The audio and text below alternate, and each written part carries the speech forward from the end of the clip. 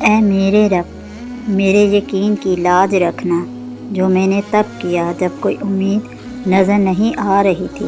اے میرے رب، میرے صبر کو قبول فرمانا، جو میں نے تب کیا جب حالات بہت کٹھن تھے۔